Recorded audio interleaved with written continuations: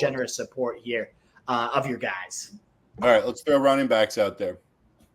Absolutely. I'll start us off. Jaylen Wright, this is one that I do feel very, very convicted in. I am a huge, huge fan of this player. If you're looking for this year's Devon Achane, why not look at pretty much the very similar profile of player, speedy back, sneaky power to him, in the exact same location where we saw that type of profile thrive. Now, I know he's going to likely require somebody to get hurt to ultimately realize the ceiling, but we're talking about a 32-year-old Mostert, and Devon Achane could not stay on the field last year. I'm not in that Achane's certainly injury prone. He's locked up, going to miss time quite yet from one season. You have to be concerned with that smaller size here that could be in play. Either way, there's two paths, two runways for Jaylen Wright to get into this lineup and do some damage. And if and when that happens, I think it could be a very similar impact to what we saw from Achane. I know that this guy is speedy. McDaniels, nobody uses speed any better than him. And we saw last year with Mostert and Devon Achane, running back 3 and running back 4 in points per game last year.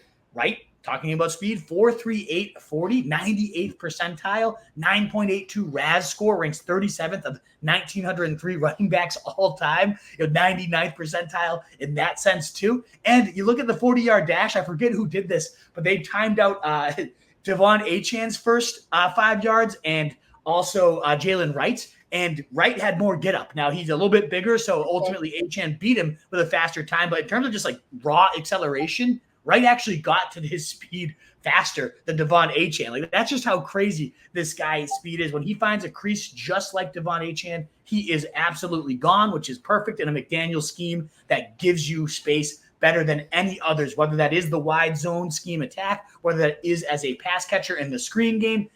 McDaniel's the wizard. He does this to perfection. So you're already seeing it in Camp 2, all the reports where Wright is thriving, Wright's doing amazing, and then you see it in the preseason games. First game, 10 carries, 55 yards, and a score. Preseason week 3, 7 carries, 36 yards, 4 catches for 41 yards.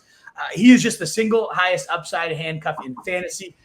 You could maybe list a couple more, Tyler Algier, Jordan Mason now. There's certainly guys I like as sleeper running backs too, but to me, it's just such a clear cut, like speed, McDaniel's system, and 2 potential outs to being a clear focal part. And McDaniels himself said, this is a competition every single week, so there is a very small chance, but there is a chance that Wright is just like, comes in, rips a 90-yard touchdown, and McDaniel's like, nope, I'm not keeping you off the field. Maybe he doesn't even need an injury. So huge fan, a guy that I do not want to leave a single draft without, even if you're waiting for that upside to materialize.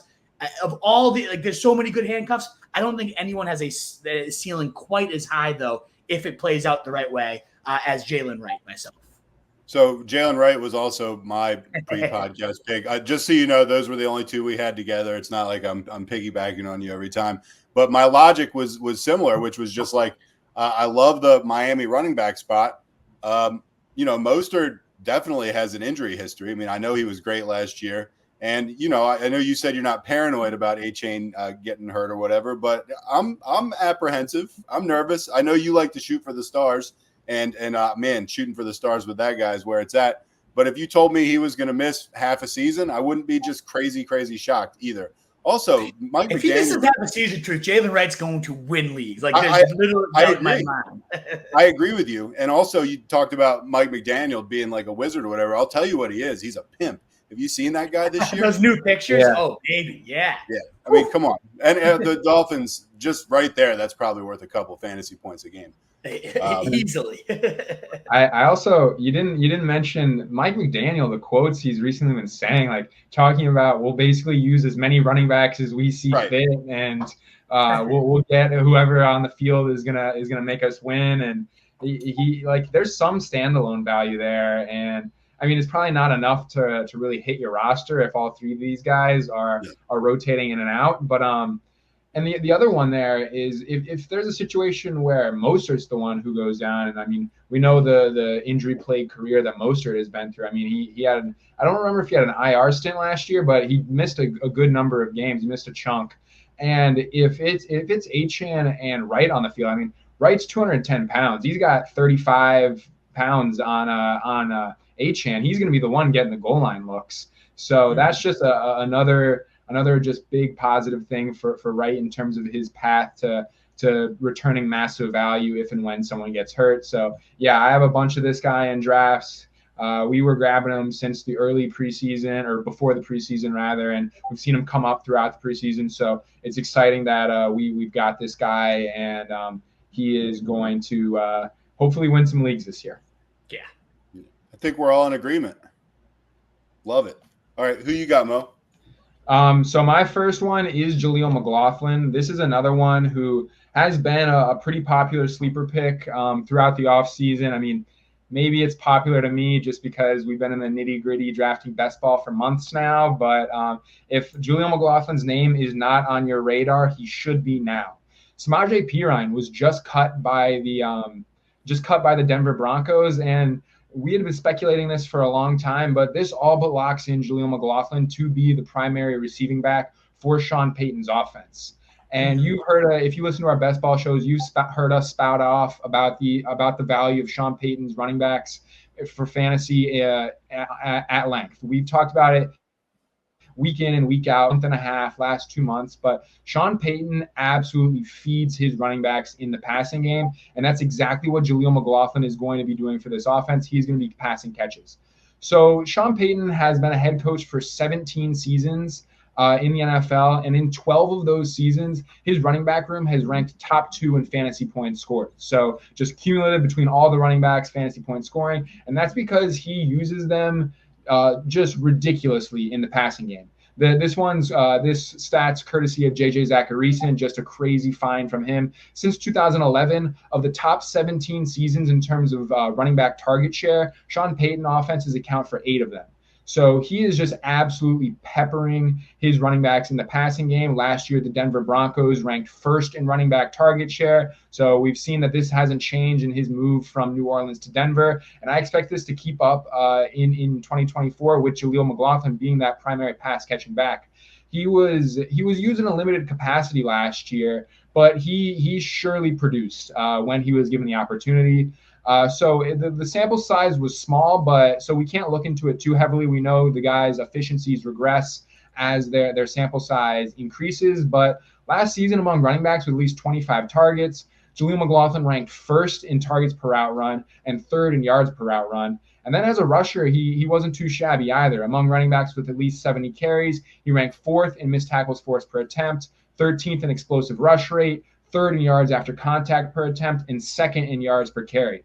So a really small sample size once again, but I mean, this guy's got the juice. This guy's going to have a big role in 2024. Now that we know that Samaje Perine's out of the building, we saw him rotate almost in a 50-50 split with Javonte Williams in the final preseason game with Bo Nix under center with the starters. And I don't expect it to be a full 50-50 split with Williams in the regular season, but they like what they have in this guy. He is going to be the 1B in this backfield and play a big role in the offense, particularly as a passer. So I expect to see a lot of targets go his way. Jaleel McLaughlin to be on the field for passing downs and just soak up all of that value in PPR leagues. I just love him as a flyer in leagues where you're getting rewarded for receptions. Yeah, I like that too. Wolf, what do you think? I mean, we're talking about a guy, and this is kind of a fun trivia fact.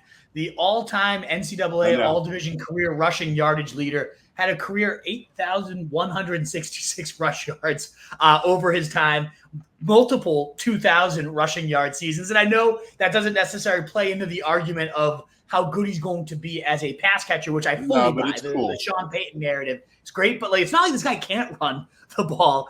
2,400 yards and 2,300 yards as a freshman and sophomore. Yes, it was D2, but they transferred up to D1 and still ended up putting a 1,588-yard, 13-touchdown season in addition to 300 yards and 2 touchdowns through the air as well over there at Youngstown State. So it's not, again, small school. It is small school, so it's not like it was against the Big Ten or anything of that nature. But ultimately, it's a guy that has just produced anytime he's been given the chance. I love these kind of undrafted free agents. Sean Payton does too, that force their way. You have to keep me on the roster. Not only has he been kept on the roster, he's been so good they released Samaje Perine, who's also a damn solid back himself, in my opinion. Also a pretty good sleeper. Now he's with the Chiefs as well, if you want to think about sleeper running backs. But this is a great call. It's such a fertile system for especially pass-catching running backs, and Mo proved very well with those stats that Jaleel McLaughlin could be up there with the best of them in that next little Darren Sproles style role. I love it. I think it's phenomenal.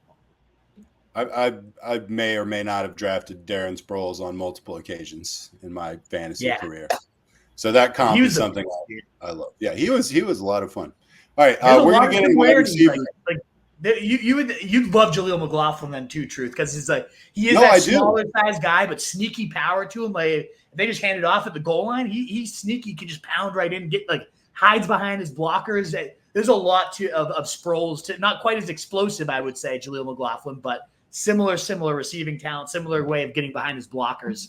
I'm a huge fan. I think sometimes you guys bring up guys and I'm like, man, that person, I don't even know who that is. This guy's totally on my radar. I love him. I've been all about him since last year. I'm a big fan. What is up, you fantasy wolf? Thanks so much for tuning in. If you haven't already, share your thoughts in the comments, check out some more videos, and join the newest Wolfpack by subscribing below.